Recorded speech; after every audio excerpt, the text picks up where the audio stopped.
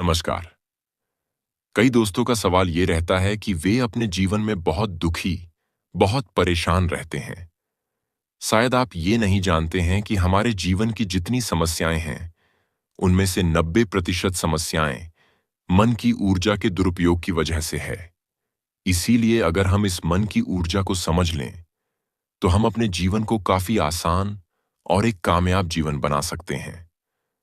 आज इस वीडियो को पूरा देखने के बाद आप खुद ये महसूस करेंगे कि हाँ, इस तरह समझकर अपने जीवन को आसान किया जा सकता है।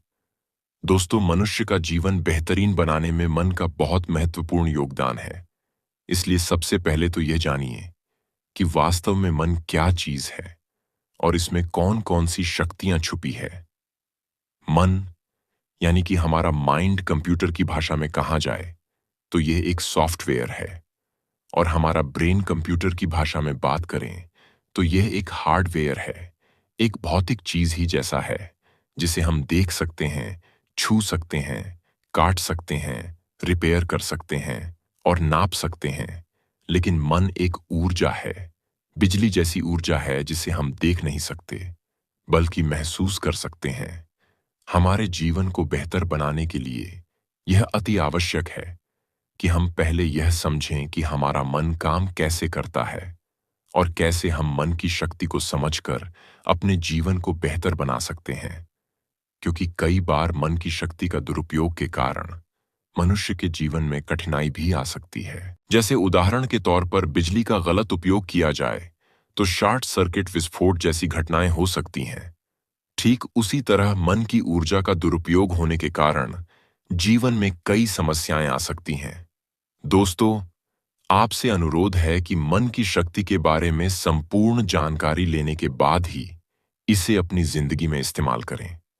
मन का विभाजन हम वास्तविक भौतिक आधार पर नहीं कर सकते, बल्कि यह तो एक मनोवैज्ञानिक की अवधारणा पर आधारित है, या फिर मन की अवस्थाएं हैं। मनोविज्ञान में मनुष्य के मन को अलग अलग भागों में बांटा गया है, जिसमें मुख्य रूप से दो भाग है: चेतन मन मतलब कॉन्शियस माइंड और अवचेतन मन मतलब सब कॉन्शियस माइंड। मनोविज्ञान की इस अवधारणा को समझकर ही हम अपने जीवन में एक बड़ा परिवर्तन ला सकते हैं। चेतन मन यानी कि कॉन्शियस माइंड हमारी चेतना या सक्रिय एक्टिव अवस्था है। इसमें हम सोच, विचार और तर्क के आधार पर निर्णय लेते हैं या कोई कार्य करते हैं। अवचेतन मन यानी कि सब कॉन्शियस माइंड तर्क एवं सोच विचार के निर्णय नहीं लेता, बल्कि यह हमारे पिछले अनुभवों एवं धारणाओं के आधार पर स्वचालित तरीके से कार्य करता है। चेतन मन हमारी जागृत अवस्था में ही काम करता है, लेकिन अवचेतन मन जब हम सो जाते हैं उसके बाद भी काम करता रहता है। यानी कि अवचेतन मन 24 घंटे काम करता है। हम अपने लाइफ में जो भी करते हैं वह सब अवचेतन मन की वजह से ही करते हैं, और अपने अवचेतन मन का इस्तेमाल करके हम जो कुछ भी सीखते हैं वही हम जिंदगी भर करते रहते हैं। उदाहरण के तौर पर जब भी कोई व्यक्ति पहली बार साइकिल चलाना सीख रहा होता है तो उसे साइकिल को ध्यानपूर्वक नियंत्रित करना पड़ता है। शुरुआत में वह संतुलन नहीं बना पाता और थोड़ा डरा सा भी रहता है, लेकिन जब कुछ दिनों बाद वह साइकिल चलाना सीख जाता है तो तब उसे साइकिल को नियंत्रित करने के बारे में सोचने की आवश्यकता नहीं होती। तब उसका साइकिल अपने आप ही नियंत्रित हो जाता है और कोई कार्य करते हुए भी बड़ी आसानी से साइकिल चला लेता है। शुरुआत में जब व्यक्ति पहली बार साइकिल चलाना सीख रहा होता है तो वह अपने चेतन मन का इस्तेमाल करता है, यानी कि कॉन्शियस माइंड का इस्तेमाल करता है। लेकिन जब बार बार साइकिल चलाने की प्रैक्टिस करता है तब वह अनुभव उसके अवचेतन मन में स्टोर होने लगते हैं और धीरे धीरे अवचेतन मन चेतन मन की जगह ले लेता है। हमारा अवचेतन मन यानी कि सब कॉन्शियस माइंड एक ऑटो पायलट सिस्टम की तरह है, जो अपने आप स्वचालित तरीके से कार्य करता है। सभी स्वचालित कार्य जैसे सांस लेना, दिल धड़कना, यह सब कार्य अवचेतन मन के द्वारा ही किए जाते हैं। हमारी आदतें एवं रोज रोज के सभी कार्यों में अवचेतन मन का महत्वपूर्ण योगदान होता है। तो चलिए अब हम चेतन और अवचेतन मन के कार्यों के बारे में जानते हैं। सेंसेशन पर नियंत्रण, यानी हमारी आंखें, नाक, कान, जीभ, त्वचा, ये सारी इंद्रियों पर नियंत्रण हमारा चेतन मन ही करता है। मूवमेंट, यानी हम चेतन मन को ऑर्डर दे सकते हैं कि मुझे अपने शरीर को इधर उधर हिलाना है। थॉट्स, यानी विचार करना, ये चेतन मन का कार्य है। जब हम सुबह उठते हैं तभी से हमारे मन में विचार शुरू हो जाते हैं, और जब सो जाते हैं तो विचार बंद हो जाते हैं, क्योंकि चेतन मन नींद में काम नहीं करता। लॉजिक, यानी तर्क करना, जैसे कोई भी कार्य के बारे में सवाल करना कि यह क्या है, यह कैसे हो सकता है, यह सब तर्क वितर्क चेतन मन ही करता है। एनालिसिस, यानी किसी भी चीज का विश्लेषण चेतन मन के द्वारा ही किया जाता है। इंटरप्रिटेशन, मतलब व्याख्या, किसी भी चीज की व्याख्या चेतन मन ही करता है। अपॉर्चुनिटी, यानी अपने जीवन में उचित अवसर का प्राप्त होना चेतन मन के द्वारा ही संभव होता है। जजिंग, यानी सही और गलत की परख करना, जैसे क्या सही है और क्या गलत है, ये सब चेतन मन के द्वारा ही होता है। डिसीजन, यानी सच और झूठ जानने के बाद सही निर्णय लेना, यह भी चेतन मन के द्वारा ही किया जाता है। किसी भी चीज का चयन करना, जैसे कि क्या करना है, क्या देखना है, क्या खाना है, क्या खरीदना है, ये सब चेतन मन ही तय करता है। मतलब किसी भी चीज के काम के प्रति इच्छाएं जागना चेतन मन के द्वारा ही होता है। एक आखिरी और सबसे महत्वपूर्ण कार्य अवचेतन मन के द्वार पर जो पहरेदारी करता है, वह चेतन मन ही करता है। कोई भी गलत विचार या बात हमारे अवचेतन मन, यानी कि सब कॉन्शियस माइंड में ना आ जाए, इसलिए चेतन मन उसकी चौकीदारी करता रहता है और अनेकों खराब और नकारात्मक विचारों को अवचेतन मन में न जाने से रोकता है। दोस्तों, अब हम बात करेंगे अवचेतन मन के कार्यों के बारे में। हलन चलन और संवेदनाएं, ये दोनों कार्य हमारा चेतन और अवचेतन मन करता है। यानी जब हम जागृत अवस्था में होते हैं तब हमारे शरीर का चाल, चलन और संवेदना पर पूरा कंट्रोल हमारे चेतन मन के पास होता है। लेकिन जब हम सो जाते हैं तब यह काम हमारा अवचेतन मन करता है। रिफ्लेक्स, यानी अवचेतन मन की शक्ति हमें आपातकालीन स्थितियों से बचाती है।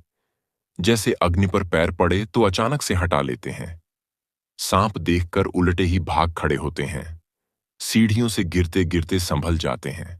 दोस्तों, ईश्वर ने हमारे मन मस्तिष्क में एक ट्रांसमीटर और एक रिसीवर फिट कर रखा है, जो इतना शक्तिशाली है कि पूरे ब्रह्मांड में इतनी शक्तिशाली मशीन किसी इंसान ने नहीं बनाई होगी। लेकिन हम इस मशीन को चलाना नहीं जानते, इसलिए इसकी शक्तियां से अनजान हैं। इस पद्धति का उपयोग करके हम दूसरे लोगों की मन की बात तक जान सकते हैं। इस पद्धति को सीखने की पूरा प्रोसेस आगे के चरण में अलग से बताया गया है। मेमोरी पावर, मतलब याद शक्ति। याद शक्ति के 3 स्टेप होते हैं: रजिस्टर, रीस्टोरेज और रिकॉलिंग। रजिस्टर और रिकॉलिंग चेतन मन का विषय वस्तु है, जबकि स्टोरेज अवचेतन मन से जुड़ा होता है। यदि स्टोरेज सही से हुआ हो तो रिकॉलिंग आसान हो जाता है। अगला काम जो अब चेतन मन करता है वो अंतरात्मा की आवाज बनकर हमें सचेत करता है। जैसे जब भी हम कोई गलत कार्य करते हैं तो अंदर से आवाज आती है कि यह काम गलत है। यानी भगवान ने इंसान को गलत कार्य से रोकने के लिए उसके भीतर एक रडार सेट कर रखा है, जो अवचेतन मन के द्वारा नियंत्रण में आता है। त्रिकाल ज्ञान, यानी हमारे अवचेतन मन से भूत, भविष्य और वर्तमान कुछ भी नहीं छिपा है। यह त्रिकालदर्शी है। यह भविष्य की घटनाओं को भांप लेता है और कभी कभार हमें चौकन्ना भी कर देता है। इसी ज्ञान के कारण प्राचीन आर्षि मुनि भूत, भविष्य और वर्तमान सब देख लिया करते थे। संजय ने महाभारत की भविष्यवाणी इसी के आधार पर की और इसी के आधार पर नास्त्रेदमस इतना प्रसिद्ध हुआ। EQ, यानी कि इमोशनल क्वेश्चन, भावनात्मक गुणांक। उच्च IQ ही सफलता का मानक नहीं है, बल्कि EQ ही व्यक्ति को सफल बनाता है। उच्च शिक्षित व्यक्ति कभी कभार कम EQ के कारण संस्था को बड़ी हानि पहुंचा सकता है।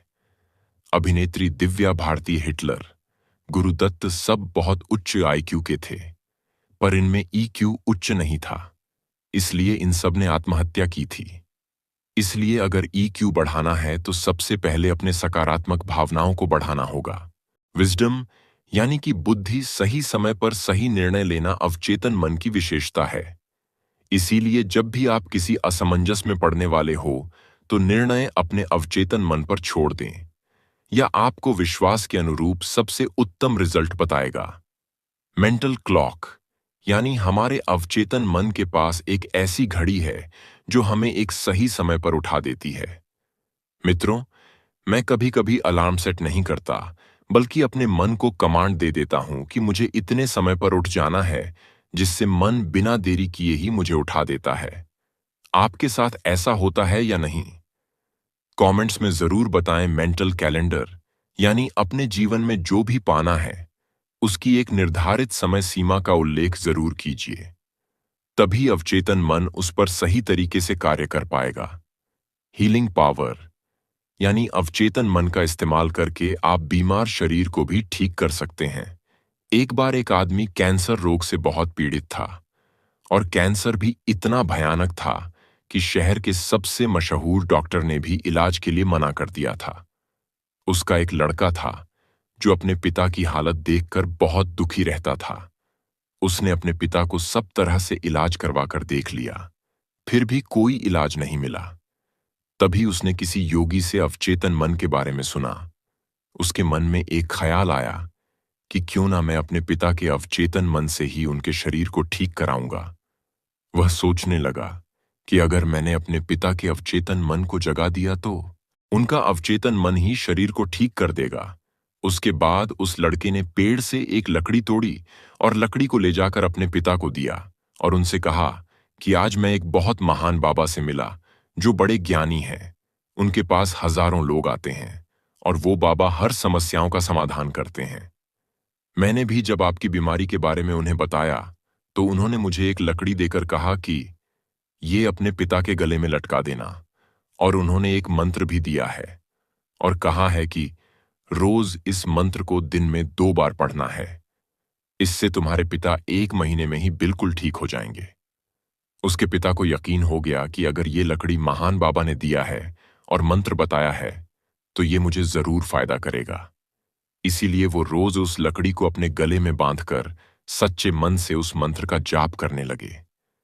इस तरह पूरा 1 महीना भी नहीं बीता था कि उसके पिता एकदम से स्वस्थ हो गए। जबकि सच ये था कि ना तो वह किसी बाबा से मिला था और ना ही ऐसा कोई मंत्र किसी ने उसे बताया था। लेकिन उसके पिता ने फुल फीलिंग्स के साथ उस बात पर यकीन कर लिया और अपने अवचेतन मन को जगाकर अपनी बीमारी को भी खुद ठीक कर लिया। इससे तो ये बात साफ है कि दुनिया की सबसे शक्तिशाली हीलिंग पावर हमारे अवचेतन मन के पास ही है। ये कई बीमारियों को उत्पन्न भी कर सकता है और प्रोसेस को रिवर्स करके ठीक भी कर सकता है। ऐसे और भी बहुत सारे केसेस आपने भी सुने होंगे कि जब डॉक्टर ने रोगी को कह दिया हो कि आप घर जाइए, आपका इलाज नहीं हो सकता, और उसके बाद वह रोगी बिल्कुल ठीक हो गया हो। दोस्तों, ये सारे कार्य हमारे अवचेतन मन के स्तर पर ही होते हैं। हम सभी एक चुंबक की तरह हैं जो अपने जीवन में हर उस चीज को खींच सकते हैं जो हमें पसंद हो, किंतु इस मैग्नेट को हमें हमेशा चार्ज करते रहना होगा। इसके लिए शबरी तकनीक अपनाना पड़ेगा। जैसे शबरी हमेशा राम राम करती गई और राम को वहां जाना ही पड़ा। आपको जो चाहिए बस उसी के बारे में सोचे। पैसा चाहिए तो पैसे के बारे में सोचे, पावर चाहिए तो पावर के बारे में सोचे। ये हर हाल में आपकी दुनिया में प्रकट होंगे। जब हम अवचेतन मन को प्राप्त कर लेते हैं तो उसका असर हमारे आसपास भी दिखाई पड़ता है। जैसे श्री रविशंकर जब बेंगलोर में अंतर्राष्ट्रीय आश्रम में होते हैं, तब उनकी ध्यान साधना के वक्त बादल घिर आते हैं। आप कभी भी आश्रम में जाकर ये देख सकते हैं। वहां के सांप, बिच्छू, हिंसक जानवरों तक में से हिंसा खत्म हो गई है और वहां हमेशा ही हरियाली बनी रहती है। यह श्री रविशंकर महाराज के अवचेतन मन की शक्तियां का एक छोटा सा नमूना है। हमारा अवचेतन मन परम शक्तिशाली है क्योंकि ये हमारे शरीर के हर भाग को अपने काबू में रखता है। जब भी आपसे कोई पूछता है आप कैसे हो, तो आप कहते हैं कि मैं ठीक हूं। यह कहने का मतलब ये है कि आप अपने अवचेतन मन को कह रहे हैं कि सब ठीक है, कुछ करने की जरूरत नहीं है। अब चेतन मन हमारे ऑटोनॉमिक नर्वस सिस्टम पर पूरा कंट्रोल रखता है, जो हमारे शरीर के पाचन श्रवण हार्मोन पैदा करने आदि के नियंत्रण के लिए जिम्मेदार होता है। जब भी हम चेतन मन के माध्यम से कोई भी नेगेटिव कमांड अवचेतन मन को देते हैं, तो बीमारी पैदा होने के चांसेस बढ़ जाते हैं। इसलिए अच्छे स्वास्थ्य के लिए आप अपने अवचेतन मन को हमेशा अच्छे सुझाव देते रहे। जैसे मेरा स्वास्थ्य कल जितना अच्छा था, आज उससे भी ज्यादा अच्छा है। हमारे चेतन और अवचेतन मन की विशेषताएं अलग अलग हैं। चेतन मन के पास 10% पावर है और अवचेतन मन के पास 90% पावर है। यानी हमारा मन पानी में रहे बर्फ के पहाड़ की तरह है, जिसका मात्र 10% हिस्सा पानी के बाहर रहता है और 90% हिस्सा पानी के अंदर रहता है, जो हमें दिखाई नहीं देता। ठीक उसी तरह हमारा चेतन मन भी दिखाई देता है, परंतु अवचेतन मन पानी में डूबे पहाड़ की तरह दिखाई नहीं देता, लेकिन वास्तव में वह होता जरूर है। इसलिए चेतन मन जागृत होते हैं, तभी काम करता है, लेकिन अवचेतन मन 24 घंटे काम करता रहता है। कोई भी काम करने का आदेश पहले चेतन मन के पास जाता है और उसके बाद वह अवचेतन मन के पास पहुंचता है। इस तरह चेतन मन एक फिल्टर के जैसे काम करता है, जो मिले हुए आदेश में से अच्छे बुरे का फर्क करके ही जरूरी सूचना को अवचेतन मन के पास भेजता है। इस तरह कोई भी लक्ष्य तय करने में चेतन मन का इस्तेमाल होता है और अवचेतन मन उस लक्ष्य को पूरा करता है। अब हम बात करते हैं मन की अवस्थाओं के बारे में। ब्रेन में 4 तरह की तरंगें होती हैं: बीटा, अल्फा, थीटा और डेल्टा। बीटा तरंगों में हमारा ब्रेन पूरी तरह से सक्रिय रहता है, जिसमें हमारी दिमागी तरंगे 20 से 25 प्रति मिनट तक चल रही होती हैं, जो कि यह पूर्ण जागरूक अवस्था है। अल्फा तरंगों में हमारा चेतन मन थोड़ा शांत हो जाता है, जो कि इस समय हमारी दिमागी तरंगे 8 से 15 के बीच प्रति मिनट चल रही होती हैं, तथा इसे हम आंधी जागी और आंधी सोई अवस्था भी कहते हैं। थीटा तरंगों में हमारा चेतन मन पूरी तरह से शांत होकर निद्रा में चला जाता है और इसमें हमारी दिमागी तरंगे 5 से 8 के बीच प्रति मिनट चल रही होती है, जो कि इसे हम पूर्ण निद्रा की अवस्था भी कहते हैं। तथा इस अवस्था में हम खूब सपने देखते हैं और इस अवस्था में हम अपने गहरे अवचेतन मन के नजदीक भी होते हैं। डेल्टा अवस्था तरंगों में हम गहरी निद्रा या गहरी समाधि जैसी अवस्था में पहुंच जाते हैं, जहां हमारे दिमाग की तरंगे पूरी तरह से शांत होकर 3 से 5 के बीच प्रति मिनट चल रही होती है। इस अवस्था में हम पूर्ण रूप से बेहोश हो जाते हैं। ये गहरी निद्रा अवस्था 8 घंटे की नींद में मुश्किल से 2 घंटे के आसपास ही मिलती है और इसमें सपने और अवचेतन मन बिल्कुल शांत हो जाते हैं। इसीलिए अब चेतन मन को सुझाव देने के लिए गहरी अल्फाज स्थिति ही अपने आप में पर्याप्त है, क्योंकि दिन में जब हम जाग रहे होते हैं, तब हमारा चेतन मन कार्यरत होता है और जब हम रात को सो जाते हैं, तब हमारा अवचेतन मन कार्यरत होता है। अब ऐसी परिस्थिति में जब हमें कोई भी बात हमारे अवचेतन मन को पहुंचानी हो, तो हमें ऐसी अवस्था में जाना पड़ेगा, जिस अवस्था में हमारे दोनों मन कार्यरत हो, जो कि वो है अल्फा अवस्था। इसलिए आप दिन में एक बार अवश्य ही अल्फा अवस्था में बैठकर अपने अवचेतन मन को अच्छे सुझाव देते रहिए और कंसंट्रेशन बनाकर रखिए। कुछ ही दिनों में आप देखेंगे कि वो बात या चीज आपकी आदत में सुधार हो गई है और अब आपको उतनी मेहनत नहीं करनी पड़ रही जितनी शुरू में करनी पड़ रही थी, क्योंकि आपने अब चेतन मन पर उस काम की छाप छोड़ दिया है और वह काम आपको बहुत जल्द पूरा होने वाला है। मित्रों, मुझे उम्मीद है आपको यह प्रस्तुति पसंद आया होगा। आपको प्रस्तुति कैसे लगी कमेंट्स में जरूर बताएगा, और अगर आप हमारे चैनल पर नए हैं तो हमारे चैनल को लाइक, सब्सक्राइब, शेयर जरूर कीजिए। और हाँ, अगर आप किसी भी क्षेत्र में सफलता पाना चाहते हैं तो आपको कड़ी मेहनत करनी ही पड़ेगी और बिना कर्म के कुछ नहीं होता। कोई भी क्षेत्र में हो, लेकिन आप